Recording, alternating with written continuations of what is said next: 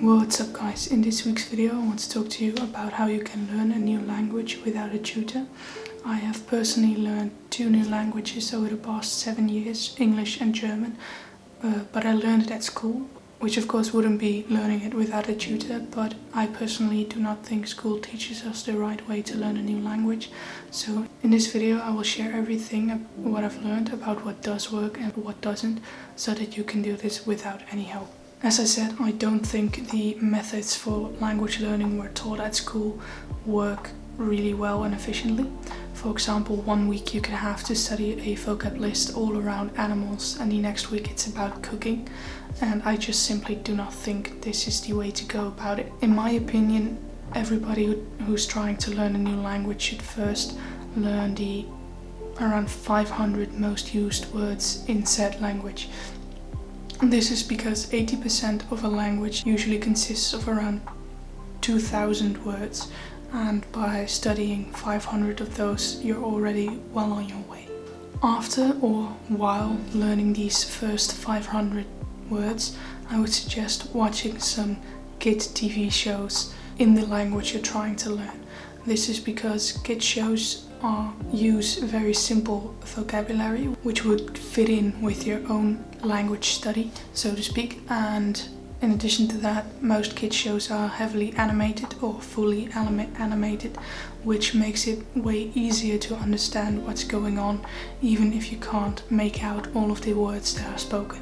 For example, at school we always start a German class with a kids news show, and over the years that has really helped me improve my vocabulary, and it's just fun to watch actually. Once you feel like you can understand most of what's being said in these kids shows, I would move on to watching videos and TV series with subtitles in the language you're trying to learn, or watching TV series and videos in the language you're trying to learn with native tongue subtitles. And I would do this just to try and see how much of this you can understand.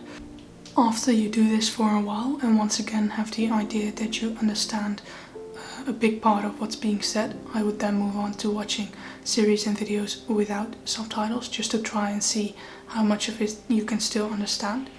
If you have trouble with the speed, I would suggest slowing it down. For example, with YouTube videos and Netflix too, I believe you can adjust a video speed to 0.75 or 0.5x speed, which can certainly help when trying to learn a new language.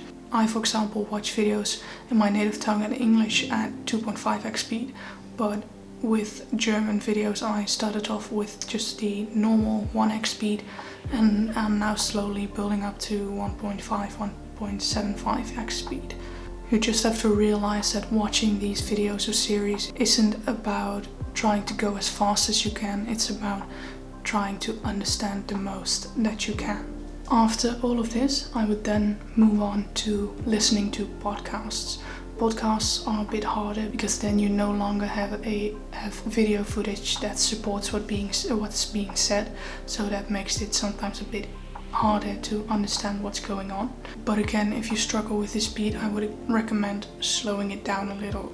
It's about understanding the most that you can. When adding podcasts to your repertoire, you can go 2 routes.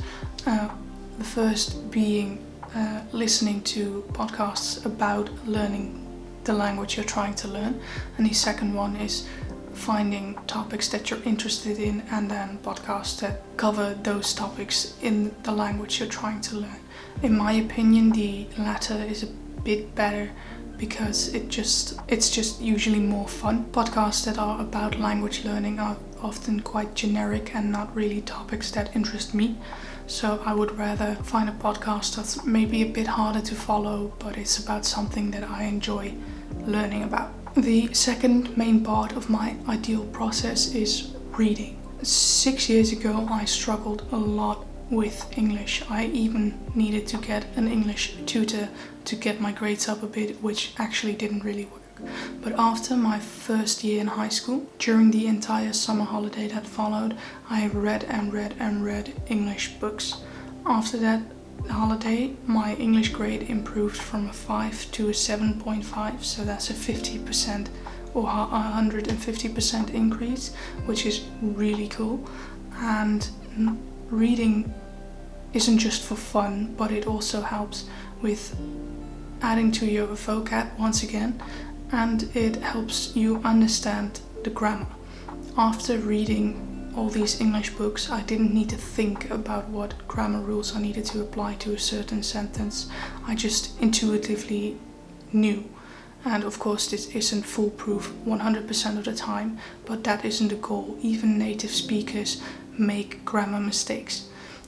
The goal is to get it right 80 to 90% of the time, since that's just enough. The third part of my ideal process is writing.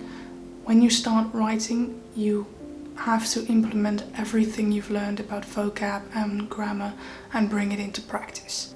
It forces you to create correct sentences, both vocab-wise and grammar-wise, because when you're speaking, it's easier to just glance over a little mistake that you made, but when writing, that's just not possible. You have to write the best that you can with the least amount of mistakes. You have to really pay attention to what words you're using and the sentence structure and all that. I personally combine writing with the equally powerful speaking. For example, I will write a little text in my native tongue, Dutch, which I want to be able to say in German, let's say. After writing it in Dutch, I will translate it to German, therefore also having to practice my writing skills since the sentence structure doesn't remain the same. And after translating it, I will speak it out loud and try to learn it, not fully but a bit at the top of my head. Speaking it out like this also really helps me practice my pronunciation, which is of course pretty important. Another benefit is I tend to remember words and sentences better when I speak them out loud. So to conclude, my ideal process would consist out of learning the first 500 most used words to get some basic vocab range, listening, reading, and combining writing with speaking. I have found that when I combine all these techniques, my grasp of a certain language just skyrocketed, which is of course what we want when trying to learn a language. One thing I would like to add is that, of course, speaking the language you're trying to learn with a native speaker is a really good way to learn a language, but since this video is about learning a language without a tutor, and for me that also means any other help, that didn't make it to this list. But if you do have the opportunity to speak with someone whose native language is the language you're trying to learn, then by all means go for it. It's really beneficial. With all that being said, I hope you liked this video and got some value out of it. If you did, please like it and consider subscribing for more content around studying and productivity. I hope to see you next week. When adding podcasts